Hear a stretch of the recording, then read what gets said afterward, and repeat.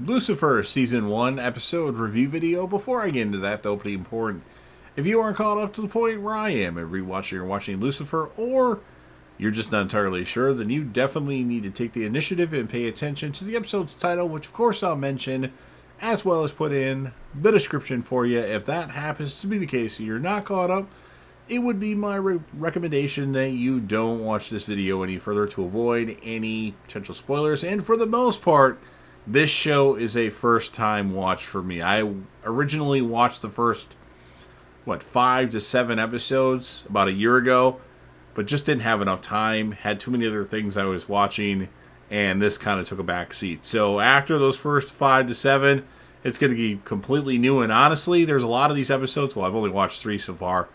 I didn't remember anything about the first episode or this episode, but I did remember the second episode. So with that in mind, this will be Lucifer Season 1, Episode 3. The title of this episode is called The Would-Be Prince of Darkness. And this will be my review, reaction, recap after just finishing watching the episode a few hours ago. A woman is thinking about jumping, and Lucifer tells her to jump. And then she jumps into a pool. I thought she was going to jump to her death. As Lucifer is at some kind of party, a man rejects a hot redhead's invite to party, and Lucifer says Ty, who's the man that rejected the woman, is in desperate need of his help. Ty is actually a celebrity virgin. Ty says he wants to get laid so bad, and Lucifer is pointing Ty towards the redhead. A woman says Lucifer's beats are weak.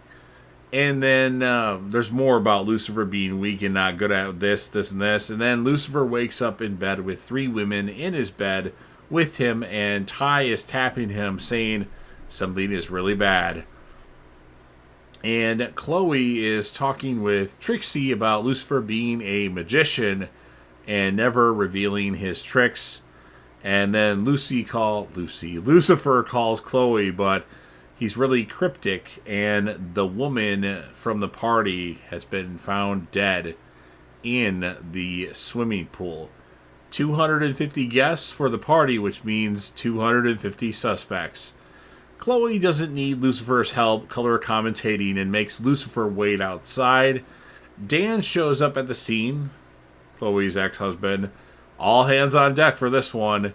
They find a matching fingernail in Ty's bed from the victim, and Lucifer finds a phone with a video of some, at least about to have sex for Ty and the victim.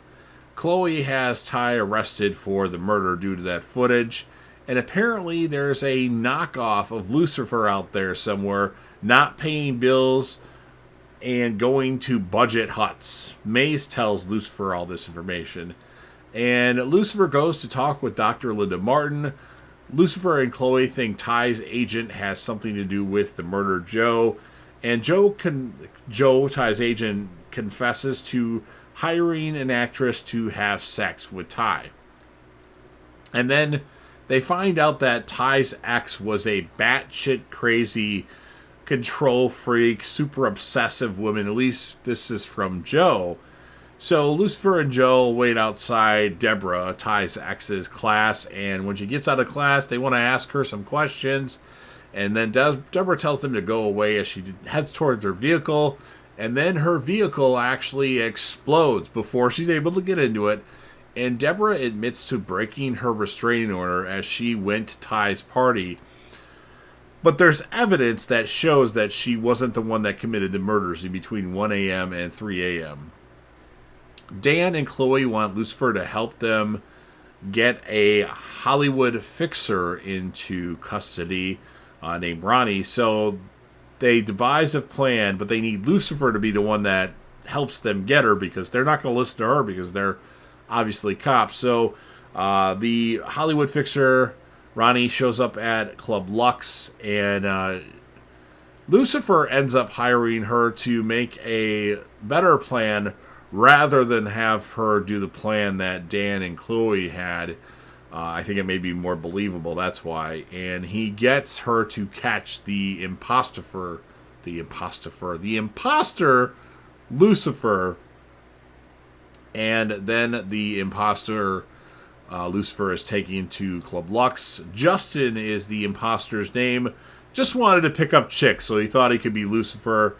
And Lucifer's mad, but he eventually lets the imposter go. Ronnie Hillman, the Hollywood fixer, cleaner, whatever you want to call her, is arrested for kidnapping and assault. And Ronnie feels guilty for putting the victim in a position to get hurt or putting the victim in danger. Turns out Ty's agent Joe is the one that killed Allie. That's our victim from the beginning of the episode. And Lucifer actually focuses his anger to push Ronnie or throw Joe through a door, like a glass door or some kind of door in a building. And so he focuses anger where it belonged instead of something that it shouldn't belong in. Ty and Deborah get back together, at least we're led to believe that. And then we have another sex session with Lucifer and Dr. Linda Martin. And Dr. Martin thinks Lucifer came to LA to reinvent himself. She thinks Lucifer likes to speak justice for the good ones, not just the bad ones. And then the episode ends with Chloe looking at the footage of Lucifer throwing/pushing Joe through the door of that office, and that's what ends everything for this episode. So it was okay stuff. I'm going to score it a 7.6. Lucifer, character of the episode. I'll give Dr. Linda Martin, the female character of the episode. And yeah, I mean, these episodes aren't epic television yet. I think I need to go back and change my score of the first episode, because the first episode is really sticking into my head, which I can't remember what I scored it, but I don't think I gave it that high of a score. I would change my score to a 9 out of 10 for the first episode, if that's what I gave it. I can't remember. I think I gave it an 8 or something like that, 8.2. So, yeah, you've heard what I have to say. Now it's your turn. If you're a fan of Lucifer and want to help me out with the YouTube algorithm, please make sure that you Hulk smash that like button. Share this video with anybody you know. Put this video on any one of your social media platforms. Don't forget to sound off in the comment section about what your thoughts are on this episode of Lucifer. What would you score it, and who would be your male and female characters of the episode? I know it's kind of limited because we don't have that many characters. And then last but certainly not least, don't forget to hit that sub button. You're watching the video anyway. Subscribe to the channel, join the team, show your damn support, and be a part of something special. And JDev will return.